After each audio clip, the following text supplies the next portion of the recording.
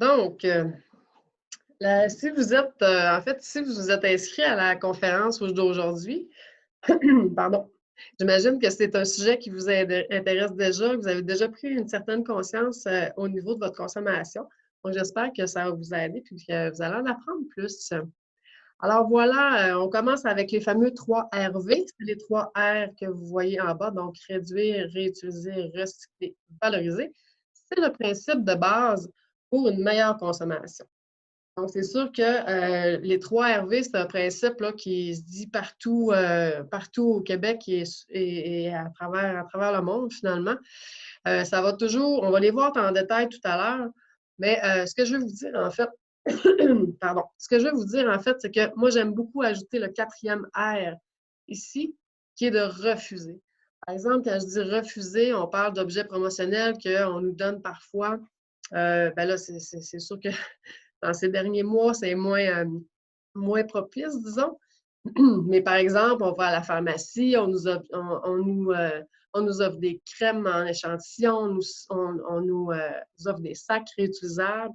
Je ne sais pas pour vous, mais pour moi, des sacs réutilisables, j'en ai une tonne à la maison, donc c'est sûr que j'en ai pas besoin de 50, j'en ai 4-5 dans la voiture, 2-3 dans la maison, puis je suis heureuse avec ça.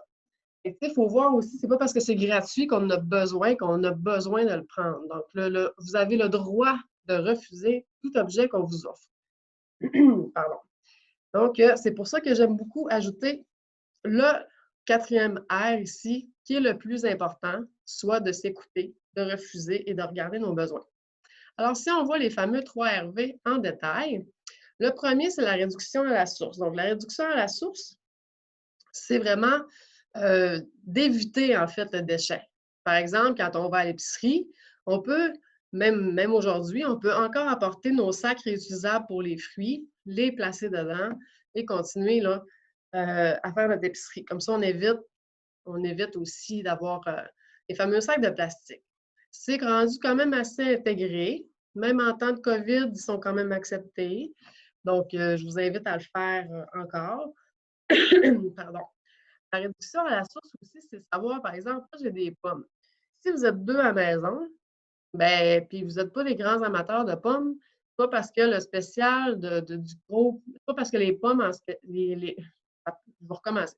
C'est pas parce que le sac de pommes en gros, en plus grand format, il revient moins cher au bout de la ligne que vous êtes obligé de l'acheter. Si vous n'êtes pas des grands mangeurs de pommes, vous achetez ce que vous avez besoin. Si vous passez à l'épicerie, vous avez 2 pommes pour partir en randonnée, et vous n'avez pas vos sacs réutilisables, ben même là, vous n'êtes pas obligé de prendre de sac tout court. Là. Ça se met bien dans une poche ou dans un sac à dos. C'est vraiment de le voir là, au niveau de la réduction, de voir en amont le déchet qu'éventuellement on peut produire. D'ailleurs, c'est pour ça que j'ai mis aussi le fameux photocopieur, parce qu'on n'est pas obligé de photocopier ou d'imprimer tout ce qu'on a sous la main. Donc, c'est vraiment de penser autrement avant de faire le déchet. La réutilisation, je vous ai mis en fait des exemples. C'est le plus créatif. Là, on déborde, on y va. Je vous ai mis des exemples. Donc, on a réutilisation d'un objet, c'est de voir les objets autrement que leur fonction première. Donc, si on a une passoire qu'on a modifiée finalement pour en faire une lampe, ici, on a des vieilles béquilles qu'on a mis à l'envers pour en faire une bibliothèque. Et on a une fameuse roue du vélo pour en faire une crémaillère. Donc, c'est de voir les objets vraiment autrement que leur fonction première. Donc, c'est pas parce que la roue du vélo est destinée à rouler dans sa vie quand elle a été fabriquée qu'elle ne peut pas servir à autre chose. Alors voilà, pour la réutilisation, là, des exemples, il y en a, il y en a, il y en a. Fait que soyez créatifs, utilisez votre imagination, essayez de voir au-delà, comme je vous dis, là, de la simple utilisation. On peut faire bien des affaires en termes de réutilisation. Puis à ce moment-là, ça fait augmenter la durée de vie de l'objet. Le recyclage, bien, vous savez c'est quoi? C'est le fameux bac bleu. Et la valorisation, bien, ici, on parle plus, par exemple, de valoriser nos restes de terre, par exemple, en compost pour un retour à la terre. Je reviens avec ma pomme de tantôt. Si on fait déjà du compost à la maison, bien, c'est sûr que c'est super le fun de se dire hey, c'est pas grave, mes pommes de trop, je vais les mettre au compost. Mais en même temps, ça reste un déchet. Fait que, tu sais, oui, elle va retourner à la terre, mais si on peut l'éviter, ça va être beaucoup mieux. Donc, vous voyez que le plus important, c'est vraiment la réduction à la source. Ça va en ordre. Donc, si on réduit à la source, donc on ne produit pas de déchets. Si on consomme quand même, c'est sûr qu'on consomme tous, là. À ce moment-là, on est capable de voir autrement, de réutiliser les objets, soit pour une même fonction ou une deuxième fonction. Ensuite, voir leur capacité de recyclage. Est-ce que c'est un objet qui est recyclable ou non? Ou encore au niveau de la valorisation. Donc, ils sont vraiment en ordre. Puis comme je vous mentionnais au début, si vous refusez au départ, c'est sûr que les trois autres R ne suivront pas. Alors, voilà. Les avantages de la réduction à la source.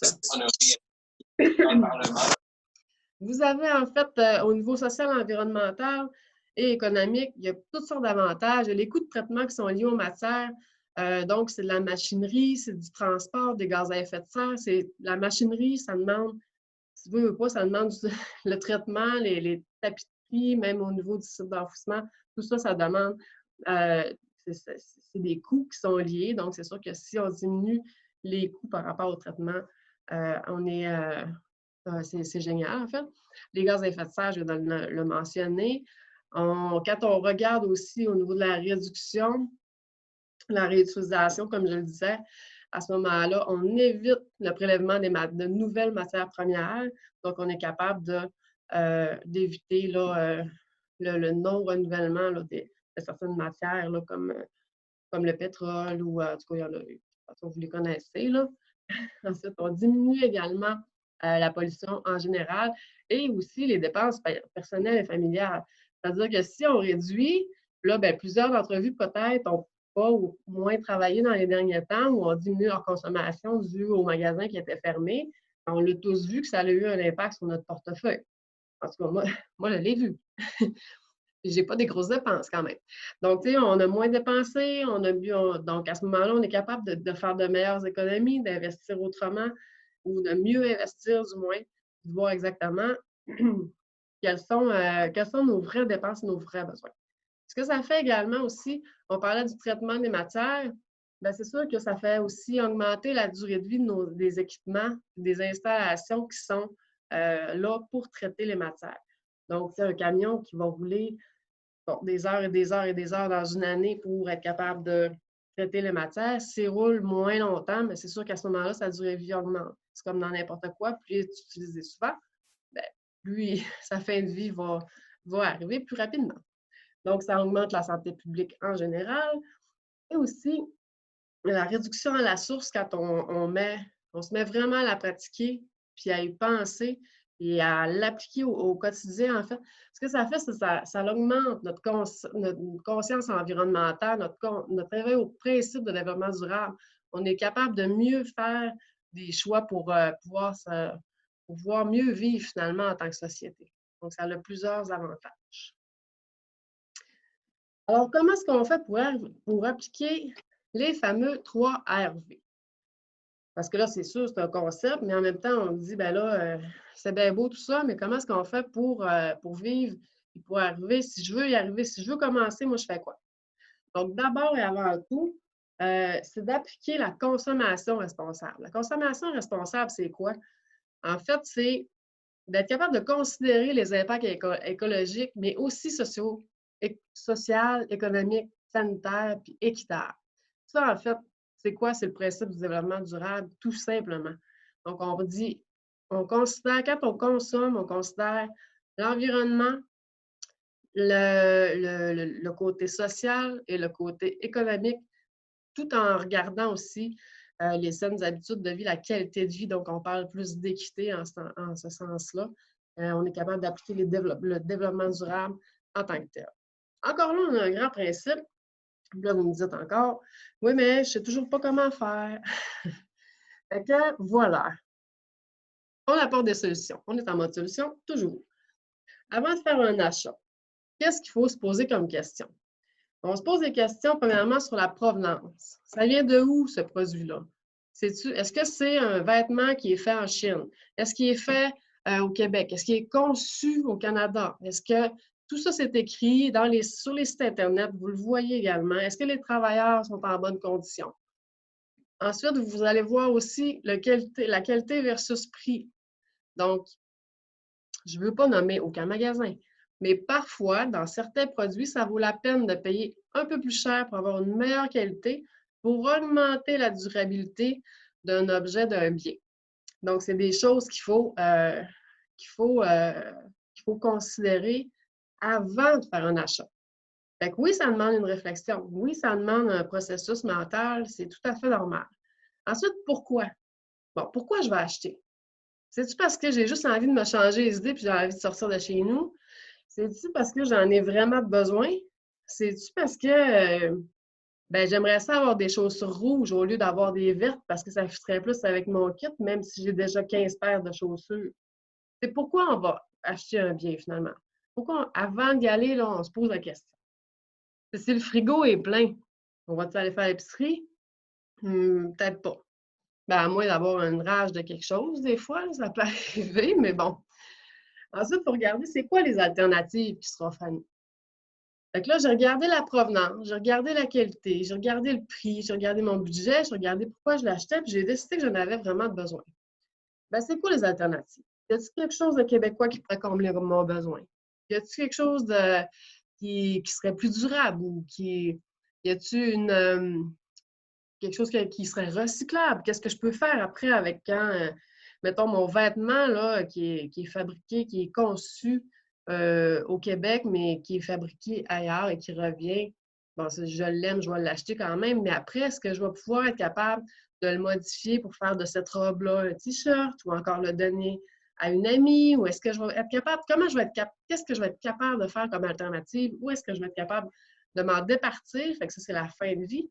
Mais c'est quoi aussi qui s'offre à moi? Est-ce que je peux changer la compagnie, par exemple, qui va m'envoyer un robinet de douche? Si elle me l'envoie dans du polystyrène, du styromousse, est-ce que je peux choisir celle qui va me l'envoyer dans du carton? Ben oui, tu peux. C'est toi le consommateur, c'est ton droit. Ensuite, tu vas regarder tes valeurs. Donc, si tu as des valeurs éthiques, si tu as des valeurs, ça c'est le bout qui t'appartient. Donc, tout ça pour dire que avant de faire un achat, il faut considérer tout ça, oui. Puis aussi, il faut considérer ce qu'on appelle l'analyse de cycle de vie, ce que je vais revenir un peu plus tard.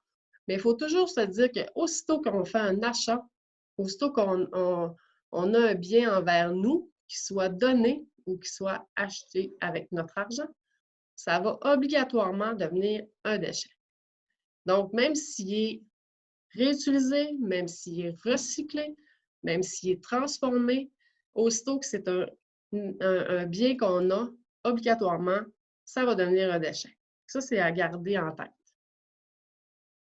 Donc, si on y va, pas à pas vers la consommation responsable.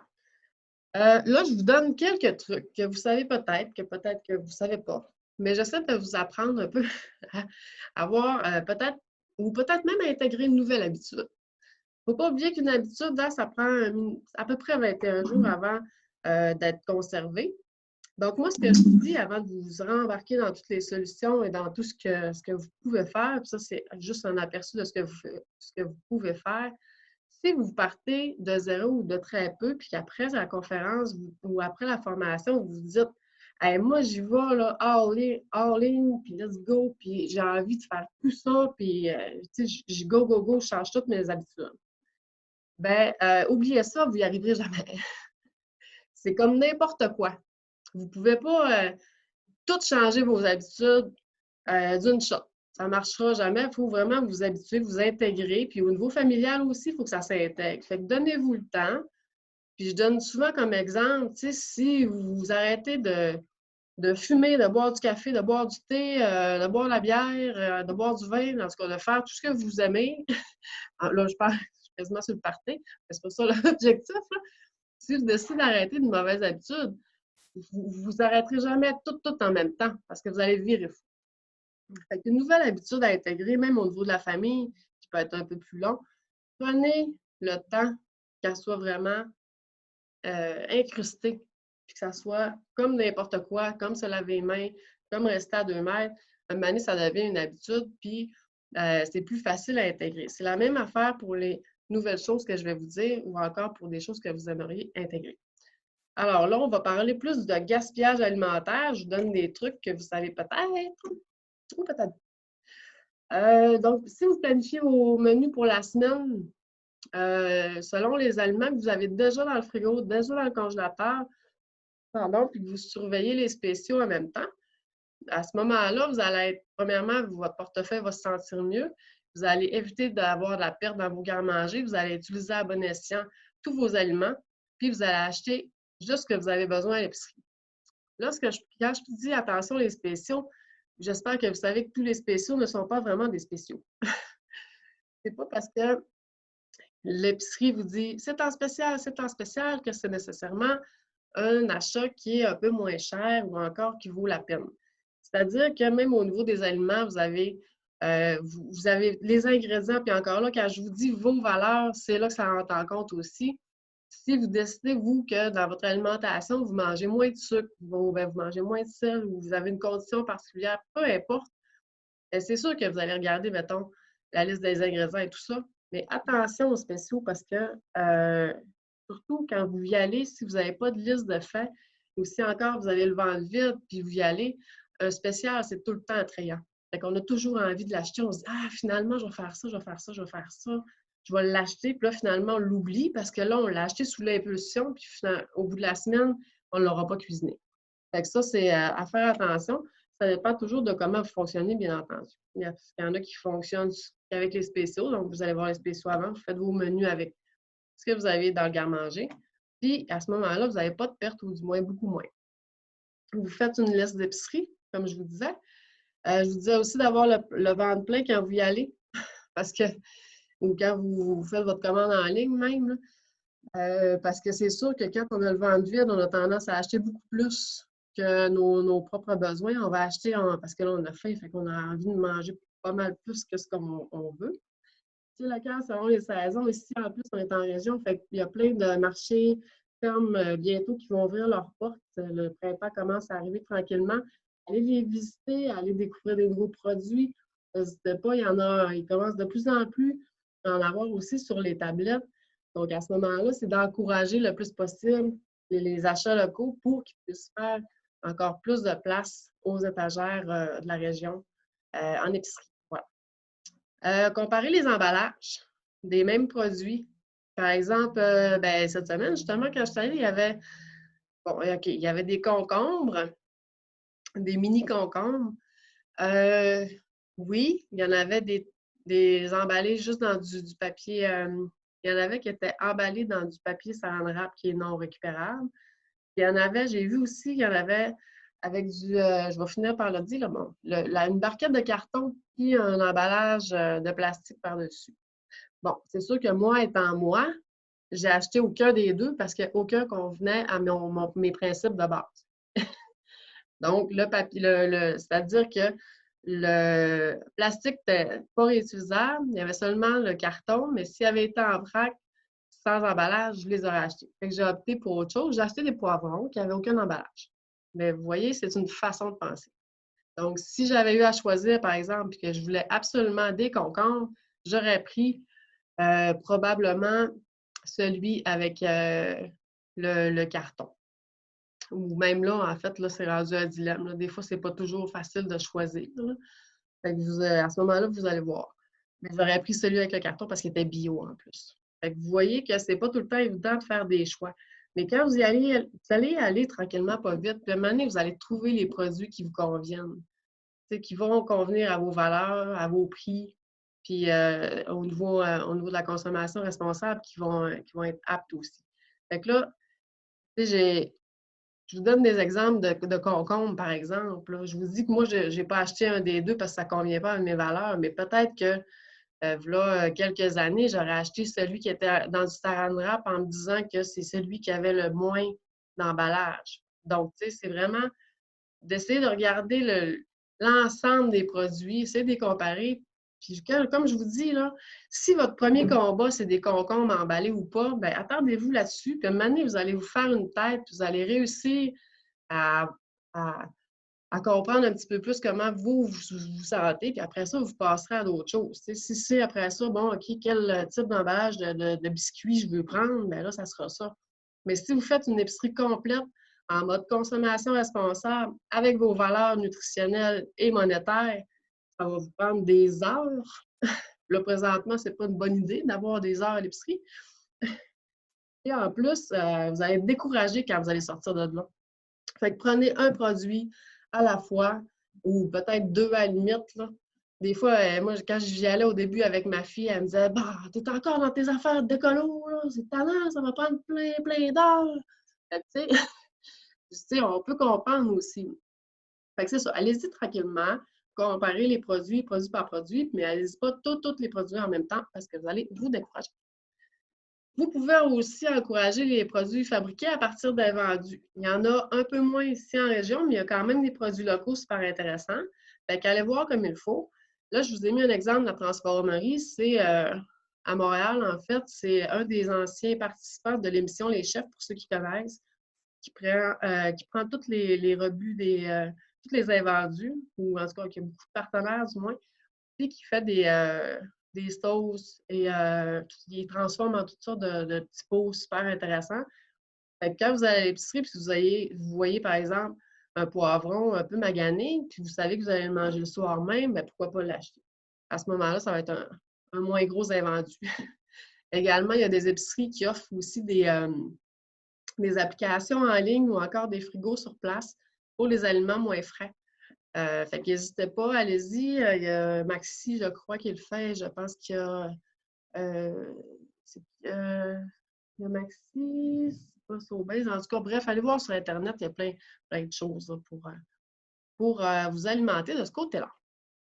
Au niveau des objets à usage unique, ben ça, c'est un petit peu plus récent. Ben, pas plus récent, c'est plus intégré, je veux dire. Donc, les bouteilles et tasses réutilisables, on en a quasiment tous. La vaisselle réutilisable à la maison, à l'école et au travail. Donc, on évite le plus possible. Là, il y a tellement des alternatives maintenant, je pense que je ne vous les dirai pas, là, vous les connaissez sûrement. On a les lingettes démaquillantes, les mouchoirs en tissu. Pour ceux qui sont plus motivés, il y a du papier de toilette aussi en tissu. On va dire pour les numéros 1 pour moi et non les deux. Ça dépend toujours de où est-ce que vous êtes rendu, comme je vous le disais. Donc, aussi de remplir vos bouteilles de produits nettoyants dans les pharmacies offrant ce service. Il y en a de plus en plus. Là, les pharmacies aussi vont commencer à être plus accessibles. Là, pour l'instant, c'est sûr que c'est plus difficile. Sauf que tout le service des épiceries en vrac et autres produits, parce que souvent les épiceries en vrac offrent également du détergent à vaisselle, par exemple, ou d'autres types de produits comme ça. Donc, la plupart sont encore ouvertes et offrent aussi des livraisons en ligne. Donc, n'hésitez pas à aller voir ces gens-là ou à leur écrire, pas aller voir, mais au moins à leur écrire ou à aller visiter leur site Internet pour voir c'est quoi leur offre actuelle, parce que la majorité ont continué leur activité. Alors, ça, c'est des super bons moyens de réduire à la source parce que vous ramenez toujours vos contenus. Alors, voilà. Sinon, il y a toujours de remplacer aussi la fameuse pellicule plastique par des pellicules lavables. C'est un des autres moyens qu'on a. Il y en a en cire, il y en cire d'abeille, il y en a d'autres en genre de caoutchouc étirable, il y en a tout ça. Et une chose, en fait, qui est super importante, c'est dans le fameux objet à usage unique, bien, comme je vous le disais, même en réutilisation, c'est la même affaire. Soyez créatifs. Si vous avez des talents de couturière ou couturier, si vous voyez, je ne sais pas, moi, il y a plein de choses qu'on peut transformer super facilement, qu'on n'est pas obligé d'acheter. Même, je vous parlais des sacs de fruits réutilisables. Bien, moi, j'ai trouvé des sacs chez nous qui font très bien l'affaire, qui sont transparents, qui ne sont pas lourds et tout ça. Donc, tu sais, on est capable d'être créatif et d'aller de l'avant avec ça. Je vous donne une petite recette maison de détergent. Super facile à faire. Vous voulez une petite activité avec les enfants qui va prendre une journée. Vous mettez des agrumes ou encore des plures pour être encore plus en accord avec la consommation responsable. Vous mettez des plures soit d'orange ou de citron que vous avez consommé dans du vinaigre. Vous laissez ça macérer 24 heures, gros maximum. Ensuite, vous videz ça dans un contenant en spray et vous remplissez avec de l'eau jusqu'à rebord. Et à ce moment-là, ça vous fait un super bon détergent à tout usage là, pour l'ensemble de la maison qui va même qui va sentir. Ben, le citron, c'est juste pour l'odeur. Donc, vous allez être capable de nettoyer votre maison simplement. Sinon, pour les tâches plus ardues, le bain, par exemple, vous pouvez toujours prendre la fameuse petite vache, là, bicarbonate de soude. Ça fait très bien. Voilà pour les objets à usage unique. D'autres exemples, je vois déjà le temps filer, donc d'autres petits exemples. Comme je vous le disais, une habitude à la fois.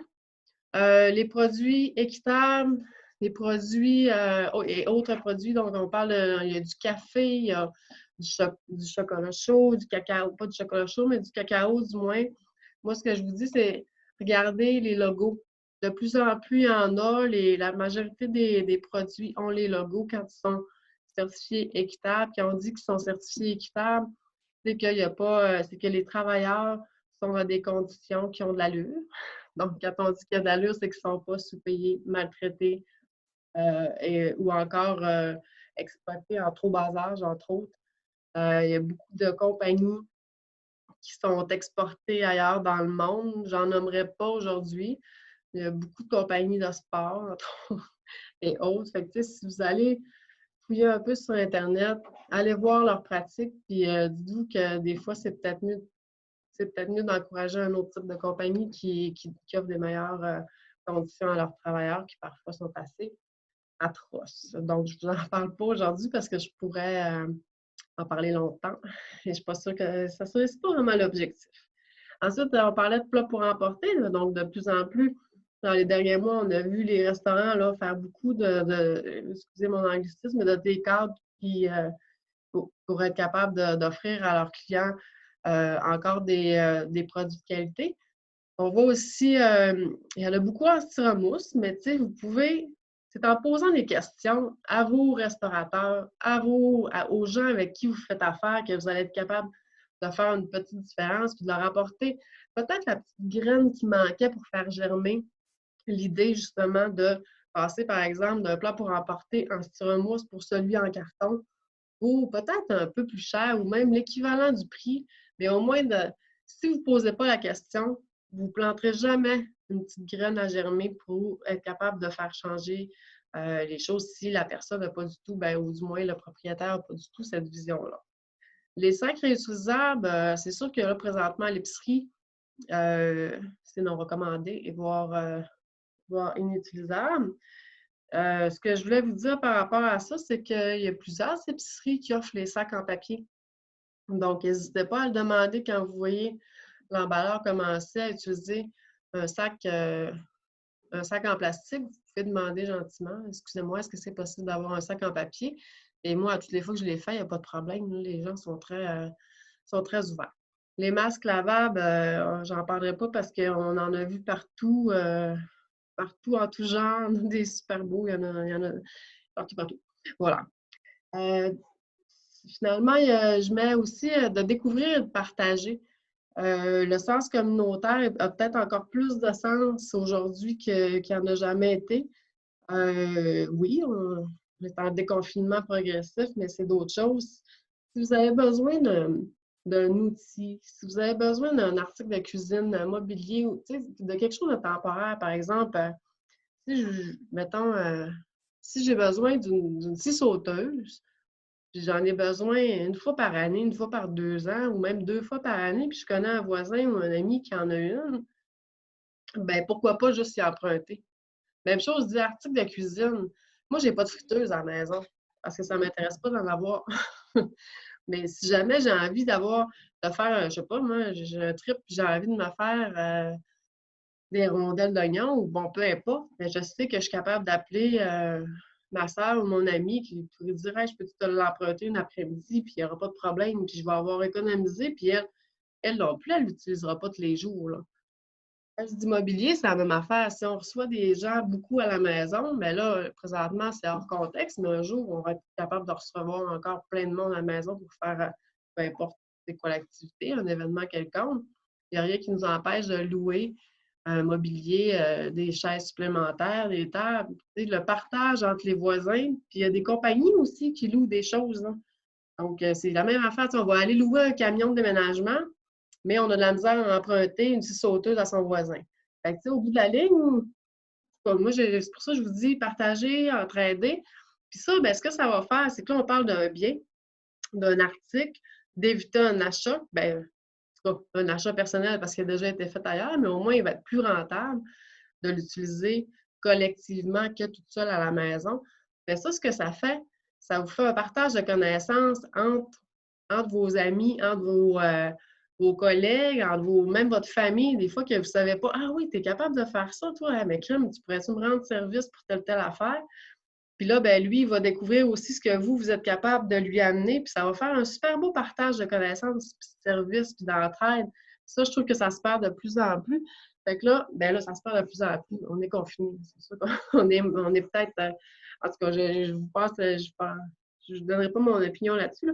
Mais ce que je veux dire, en fait, c'est que plus vous allez partager vos connaissances, plus vous allez vous entraider, plus vous allez être à l'écoute des autres, à l'écoute de vous par rapport à ce que vous êtes capable d'offrir, et plus ça va être facile de réduire, puis d'économiser, puis d'être plus heureux aussi, parce que de découvrir d'être capable de voir, d'être capable de créer quelque chose collectivement, puis de dire hey, c'est nous autres qui est arrivé à faire ça, et on en fait plus, on en fait mieux, puis en tout cas, c'est vraiment une question de valeur rendue là. Donc, c'était ma petite parenthèse sur le partage, l'entraide là, par rapport, oui, aux objets, aux connaissances également, puis aux services pour être capable là, de faire affaire avec des professionnels quand c'est le temps, mais d'être capable aussi d'acquérir de nouvelles connaissances en bonne compagnie, puis avec des gens qui ont les mêmes valeurs que nous, quoi. Alors voilà, je vous ai mis, c'est sûr, je vous ai mis des petites images, là. Ici, vous reconnaissez Amazon. Je vais me passer de commentaires. Donc, vous pourrez aller voir ce que je veux vous dire, en fait. Je ne veux pas me passer de commentaires, je veux juste vous dire que c'est vraiment important d'acheter local. Si vous avez l'occasion d'aller lire ou d'aller voir ce qu'Amazon fait, si vous êtes curieux, vous irez. Voilà, moi, je suis pour. On est pour le local, le plus possible de proximité. Alors voilà, l'important, c'est de toujours réfléchir. Comme je vous disais, en fait, c'est de réfléchir avant l'achat. Parce que si là, on est émotif, puis que là, on se dit, là, à un moment donné, je ne sais pas, on va pas bien, ou tu sais, on va super bien, autrement, tu sais, dépendamment de comment on est fait. Mettons, je ne sais pas, mon chum me laisse, là, je suis malheureux, je vais aller magasiner. Ah, vite, vite, vite, vite, vite. Ah, ben, je suis super de bonne humeur. Ah, je le mérite, là. Je vais aller m'acheter une bonne, je sais pas, une nouvelle sacoche. Ça va être super le fun. Ben, en fait, c'est de l'éviter, ça. C'est pas parce que tu es super heureux ou c'est malheureux ou que tu le mérites que, tu sais, il faut enlever cette pensée-là magique du mérite ou de ça va me faire du bien d'acheter quelque chose à 100$ puis revenir, ça va me réconforter. Ça ne marche pas tout à fait comme ça. T'sais. Souvent, en fait, ce qu'on va faire après, c'est qu'on va regretter notre achat ou on ne le mettra pas parce qu'on l'a acheté sur le coup de l'impulsivité. Ce que moi, je vous conseille, pardon, c'est de trouver une activité compensatoire. Pardon. Donc, que ça soit de colorier, si vous êtes bon en peinture, vous n'avez pas fait d'aquarelle depuis des années, peu importe, de courir, de démonter un objet puis de le remonter pour le fun, d'aller crier, pas dans le bois parce que là, ça pourrait porter à confusion, mais si vous voulez vous dépenser, si vous avez besoin de sortir un fou intense, bien pourquoi pas prendre un bain, crier dans le bain, crier dans un oreiller, aller courir, pas faire de la boxe dans le bar avec une vidéo YouTube. Il y a toutes sortes d'activités que vous pouvez faire. Puis ce que je peux vous dire par rapport à ça, c'est si vous avez de la difficulté à en trouver une, pensez à ce que vous aimiez quand vous étiez tout petit. Donc, quand vous étiez plus jeune, qu'est-ce que vous aimiez? Qu'est-ce que vous aimiez faire de vos temps libres? Parce qu'on avait juste ça. Quand on était jeune, tu as juste de ça, les temps libres. Tu n'as pas d'obligation pour aller à l'école. Qu'est-ce que tu aimais faire? Tu te dis, hey, moi, là, j'aimais vraiment ça, jouer au basket. Ben, go! On se trouve un ballon au tennis, puis on joue avec le mur de l'école, comme on faisait dans le bon vieux temps. Ça, c'est une façon d'éviter de consommer pour rien, puis après ça, le regretter. Des fois, on ne le regrette pas, là, mais sous l'impulsion de l'émotivité, c'est rare qu'on ne le regrette pas. En fait, il faut Ensuite, on a aussi, il faut comprendre aussi que tout ce qu'on achète a une influence sur nos vies, le marché, l'environnement, la société. Je vous parlais tantôt de l'achat local. Je vous ai parlé un peu d'Amazon aussi, mais il faut comprendre que quand on achète, par exemple, en région, ben, c'est de l'argent qui reste dans la région. C'est réinvesti. Alors, présentement, on en parle beaucoup. Fait qu'encore une fois, je vous invite à vous informer, à aller voir sur des sites Internet, à aller lire des articles, à aller voir vos marchands, à poser des questions. Là, je dis aller voir vos marchands, mais vous comprenez que vous pouvez leur écrire, les appeler. Donc, l'information, tout ça pour dire en fait que l'information, c'est primordial parce qu'un bien, un achat, un objet, ça a toujours un cycle de vie. Donc, ça part d'une matière X, qu'elle soit recyclée ou non, puis elle a un certain. Bon, après ça, être utilisée d'une certaine manière, puis à la fin, ben, elle va finir soit au recyclage ou encore en compost ou aux déchets, tout ça. Donc, c'est vraiment important de voir quand tu fais un achat, ça va être quoi ou à peu près son cycle de vie, ou du moins d'en être conscient. Tu sais, par exemple, je ne sais pas, moi, pour les livres on va dire, pour certains livres, plus de développement personnel ou des trucs comme ça, ben moi, je vais à la bibliothèque. Là, maintenant, il y a certaines bibliothèques qu'on peut avoir une livraison à l'auto aussi, puis également, il y a les fameuses bibliothèques partage qu'on trouve partout au Lac-Saint-Jean. Puis, vous avez aussi des livres en ligne, vous avez des articles, il y a toutes sortes de choses qui sont là. Donc, tu sais, moi, personnellement, pour le développement personnel, je sais que ça va être quelque chose que je vais lire juste une fois dans ma vie, puis je ne relirai plus jamais, puis je ne veux pas l'avoir dans ma bibliothèque. Donc, à ce moment-là, je vais à la bibliothèque, je vais aller à la bibliothèque pour pouvoir le louer.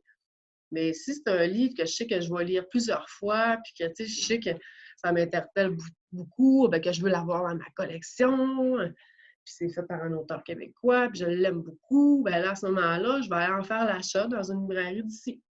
Donc, tu sais, c'est vraiment de voir un petit peu comment, là, j'ai dit un livre, là, c'est un site de base, là, c'est fait à partir en tout cas, mais tu sais, vous comprenez le principe, là. Alors, c'est ça, c'est toujours d'essayer de s'informer le plus possible. Plus on est informé, mieux on fait des choix, puis moins on trouve ça compliqué. Fait que voilà, le seul déchet qui ne pollue pas, c'est celui qui n'existe pas, bien entendu. Donc, c'est pour ça qu'on parlait au début également de refuser. C'est pour ça que je vous dis réfléchir. Est-ce qu'on en a besoin? Comment je peux le changer? Par quoi je peux le changer? Est-ce que je suis vraiment obligée de l'acheter? Donc, c'est la base. Mais comme je vous l'ai dit tout à l'heure, on commence par le début. On fait un pas à la fois. On ne se décourage pas. Puis, on s'informe à ses amis, à ses marchands pour être capable de faire le meilleur choix, quoi. Alors voilà, c'est ce que je vous disais. Passer différemment un achat à la fois, mais pas tout en même temps. Donc, c'est vraiment un à la fois. Vous prenez d'habitude, hop, OK, on s'est intégré, on continue parce que vous allez perdre patience, quoi. Je vous ai mis quelques liens intéressants. J'aime manger, pas gaspiller, qui est un site où on trouve des trucs par rapport au gaspillage alimentaire. Vous avez le Conseil national du zéro déchet également. C'est une page malheureusement en anglais, mais avec nos amis les ordinateurs, on a une fonction traduire qui est assez intéressante également, parce qu'il y a toutes sortes de conseils. Et vous avez Éco-Conso, si jamais, qui est français, mais qui a quand même la consommation responsable, c'est mondial, donc c'est les mêmes conseils un peu partout. Alors, je pense qu'on a fait le tour pas mal. Fait que là-dessus, je vous dis à bientôt.